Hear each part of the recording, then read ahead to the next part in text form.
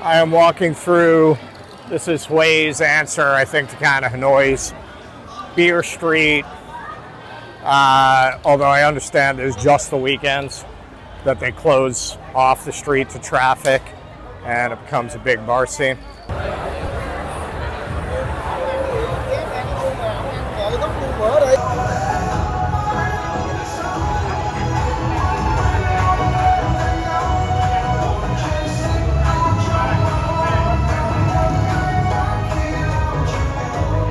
at that. Get a tattoo of piercing with your dinner here.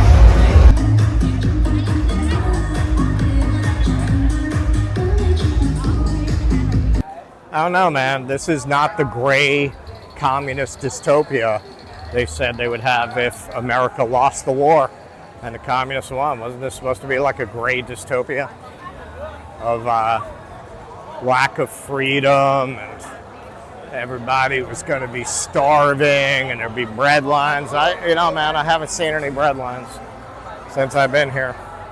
And frankly, the place seems in many ways more functional and prosperous than the United States. And that is a fact. And it's certainly not a place that lacks color and vibrancy, as you can clearly see. Everything you were told was a lie. Everything you were told about what communist countries would be like, it's a lie. It's a lie. Now, some people will tell you, oh, you're in the city, go into the country to see poverty. Man, motherfucker, you can say that about the United States. You can say all over the United States, people are starving and suffering, man. I haven't been to those parts of Vietnam, but I can tell you the parts that I have been to, their cities overall seem like they're more prosperous and people are happier and healthier than they are in our cities. That is just what I can tell you from my observation. And you can look at what's going on behind me. You tell me if this is what they told you would happen if the communists won the Vietnam War. Does this look like what they told you would happen, would result from that? Does this look like some kind of a gray Orwellian dystopia to you? Everything you were told is a lie. Everything they told you your whole life is a lie. You can see it right here. It's a lie. It's a whole lie. Everything they told you about communism, everything they told you about socialism, everything they told you about their motivations for these invasions and overthrowing governments, it is all a lie. It is all a lie. Because I will tell you from my travels, which are not as extensive as I'd like, but extensive enough to venture an opinion, America is the biggest shithole I've ever been to. It is the worst country that I have been to. I qualify that by saying I have not been to conflict zones, I have not been to places with famines. Of course there are worse places. I've only been to places that are relatively stable with functioning governments. Within that proviso, America sucks. It sucks big, hairy monkey balls, okay?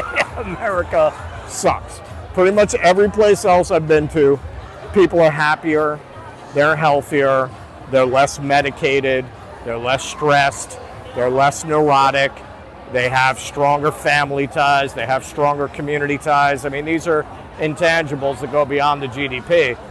Just capitalism destroys those ties because it's an everyone against everyone philosophy. Of course that's going to break down community. Of course that's going to break down connectedness and togetherness.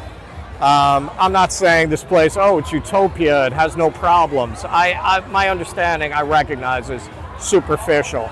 But I have good eyes and I have good instincts, and I think if everybody were walking around tense trying to put on some kind of Potemkin Village act, I'd pick up on it. I trust my instincts enough to say I would notice that.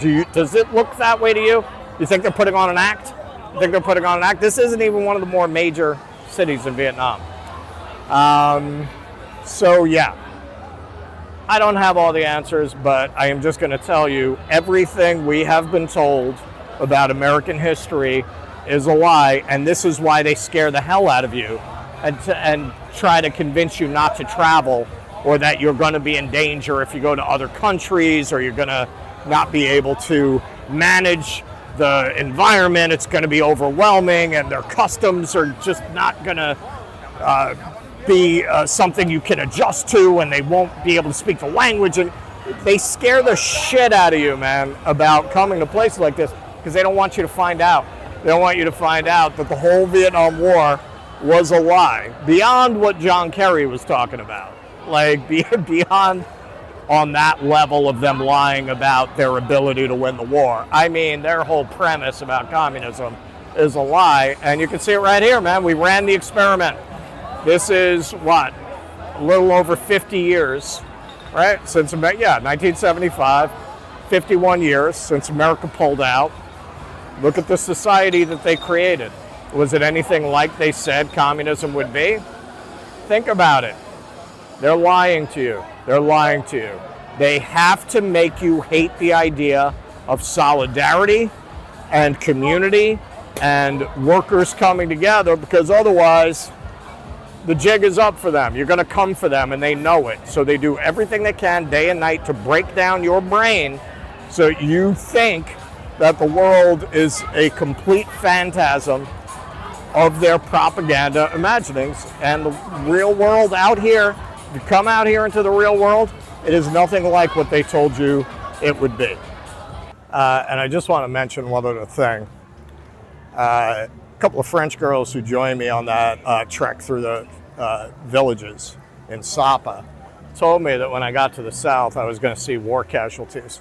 I've seen 2 amputees in one day, and I got here 2 days ago, and I spent one of those days in the hotel room working on the show. So today's really the first day that I'm out and about. I got there at night on Wednesday, did the show on Thursday. It's the first day I'm walking around. 2 amputees. One old enough to have fought, and one old enough to have been collateral damage, to have been a child. I'm old enough to have been a child if I had been in Vietnam at that time. So, and that's just first day really in the southern part of the country, and I already saw 2 guys missing an arm.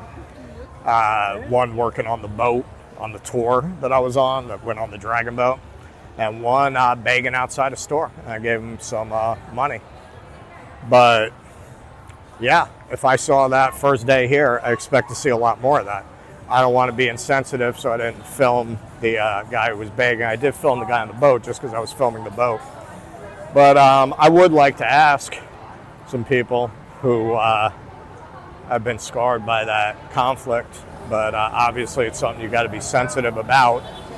But I would like to talk to some of these veterans and some of these civilian victims of American bombs, of what their experience of that was, as long as I can do it in a way that's respectful, which I will do.